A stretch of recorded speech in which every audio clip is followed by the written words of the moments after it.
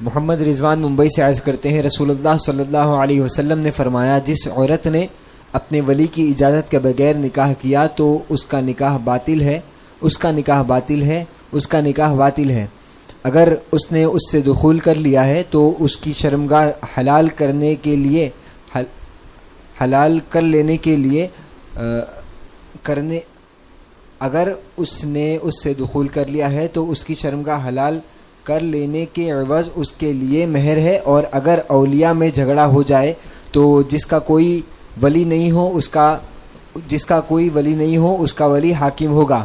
اس حدیث شریف کی وضاحت فرما دیں حضور۔ اس کے ساتھ میں انہوں نے ایک اور سوال بھی لکھا ہے کہ آج کل بہت سنا جاتا ہے کہ لڑکا لڑکی بھاگ کر شادی کرتے ہیں بغیر ماں باپ کی اجازت مندی سے، نہ کوئی رشتہ دار، بس 2-3 دوست گواہ بن جاتے ہیں اور بہت سے قاضی نکاح کر دیتے ہیں۔ ایسا نکاح کیسا ہے اور ایسے نکاح کے بعد اولاد ہونا کیسا؟ بھائی دیکھیے، اس حدیث کو ہمارے وہاں فقہائے حنفیہ جو ہیں وہ غیر کفو پہ محمول کرتے ہیں، یعنی لڑکی کی طرف سے کفو ہوتا ہے کہ جو جس سے نکاح کرے وہ اس کے برابر کا ہے کہ نہیں، نسب کے اعتبار سے اور دیگر اعتبار سے، چاہیے وہ اتنا کم نہ ہو، جس سے وہ نکاح کرے اتنا کم نہ ہو کہ لڑکی کے جو اولیاء ہیں، اولیاء مطلب یعنی جیسے اس کا باپ یا باپ نہیں تو دادا یا اس کا بھائی یا اس کا چچا، یہ اولیاء ہیں، تو اولیاء کے لیے اس سے شادی کرنا ننگ اور عار کی بات نہ ہو، تو اس لیے کفو کا مسئلہ رکھا۔ تو یہ جو حدیث پاک ہے کہ اس نکاح نہیں ہوا جس نے بغیر ولی کی اجازت کیا، تو یہ ولایت اجبار جو ہے وہ اس وقت ہے جب کہ کوئی بالغہ، نابالغہ کرے تو ولی کو ولایت اجبار حاصل ہے۔ نابالغہ خود اپنا نکاح نہیں کر سکتی، اور بالغہ ہے اور کفو نہیں ہے تب بھی نکاح نہیں ہوگا۔ اگر شرعی طور پر جس سے نکاح کیا ہے وہ کفو نہیں ہے، اگرچہ یہ بالغہ ہو گئی، تو بغیر ولی کے اجازت کے اس کا نکاح نہیں ہوگا۔ تو یہ حدیث پاک جو ہے وہ جبکہ یا تو لڑکی نابالغہ ہو اس کے لیے ہے، یا یہ کہ بالغہ ہو اور غیر کفو میں وہ نکاح کرے تو اس کے لیے ہے، کیونکہ جب نکاح نہیں ہوا ظاہر بات ہے پھر گناہوں میں مبتلا ہوں گے۔ اور اسی لیے کہا ہے کہ جب مہر جو ہے وہ لڑکی کا حق ہے، اور اب اگر وہ نابالغہ ہے تو وہ مہر اس کے ولی کو دے تاکہ وہ ولی اس کی حفاظت کرے، یہ نہیں کہ ولی اس کا مالک ہوتا ہے، ولی یعنی اس کا باپ یا اس کا بھائی یا اس کا دادا جو بھی ہو۔ اب یہ جو کہا کہ آج کل بھاگ کر کے لڑکے لڑکیاں جو ہیں وہ شادی کر لیتے ہیں، تو اس میں ایک تو یہ کہ جس کی وہ لڑکی ہے اس کی اجازت کے بغیر اگر کسی نے شادی کیا تو یہ سخت ظلم ہے۔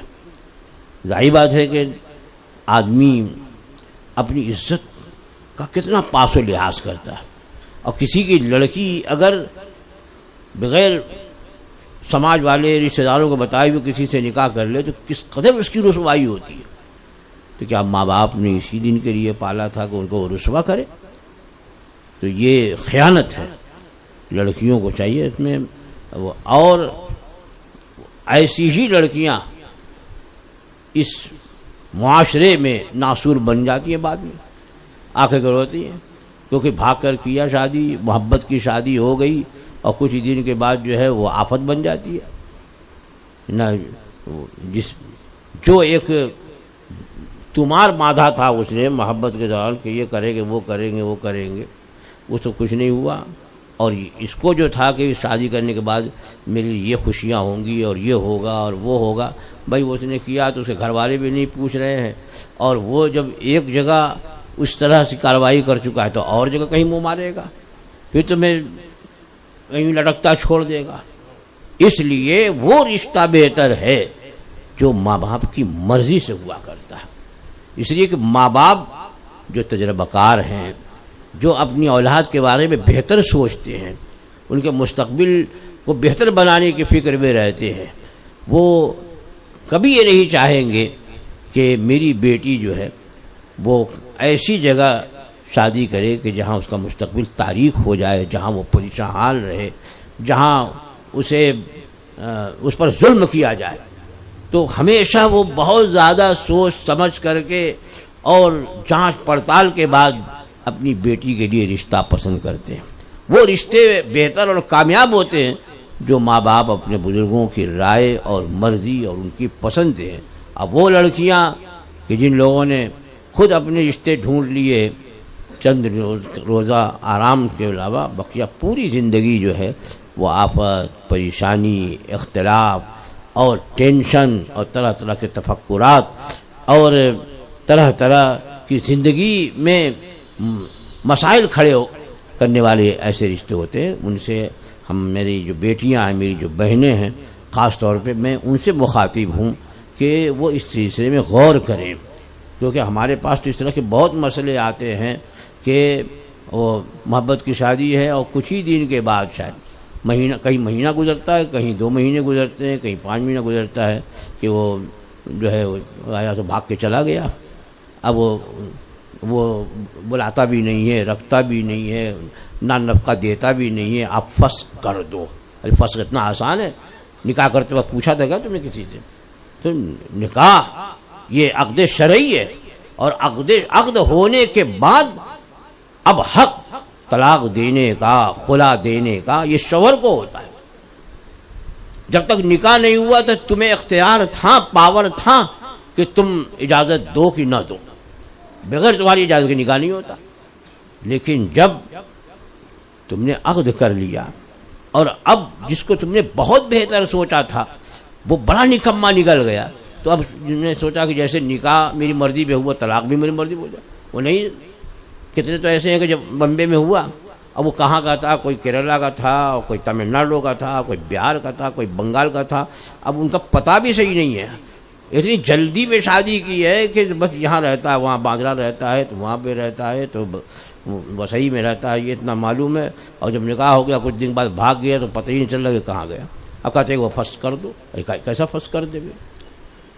شوہر ہے تو شوہر کو اختیار ہے طلاق دینے. کیوں نہیں آپ نے اس سے پہلے صحیح طریقے پر تفتیش کی اور اس کے پتے لیے، اس کے گھر والوں کے پتے لیے، رابطے کیے؟ یہ سب کا موقع ہی نہیں ہے. اس وقت تو محبت کے جوش میں اس کا خیال ہی نہیں تھا. اس میں رہتے کہ زندگی آخری سانس تک تو یہی ساتھ دے گا. وہ آخری سانس کے بیچ کی سانس بھی نہیں پوری ہوئی تھی کہ جب تک کہ چل بسا بھاگ گیا. وہ جیسے ایک نہیں بہت سارے واقعات ہمارے دارالفتہ میں اس طرح کے آتے ہیں. اور اس وقت میں بڑا غصہ آتا ہے کہ تم نے اپنے ماں باپ سے مشورہ کیا، یہ نکاح کیا تو بزرگوں سے رائے لی، اس کے بارے میں جانچ پڑتال کی. اس وقت تو شیطان سوار تھا.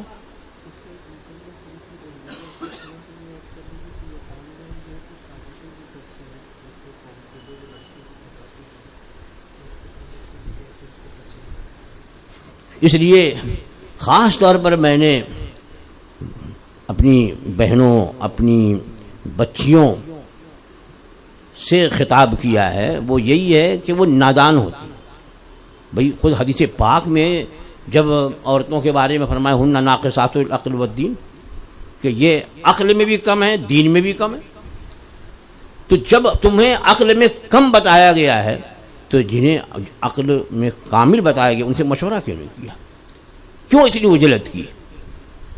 اور آج کل تو غیر جو ہیں سازش میں بھی لگے ہوئے ہیں. کالجوں، اسکولوں میں اب وہ لڑکیوں کو اپنا ہمنوا بنانا، اس وقت انہیں یہ خیال نہیں ہوتا، دین مذہب کا کوئی خیال نہیں ہے. وہ ایسا چرکا دیں اور ایسی ذہنیت بنا دیتے ہیں کہ ہم جو چاہیں رشتہ کر سکتے ہیں، اس میں نہ تو مذہب آڑے آ سکتا ہے، نہ دین آڑے آ سکتا ہے.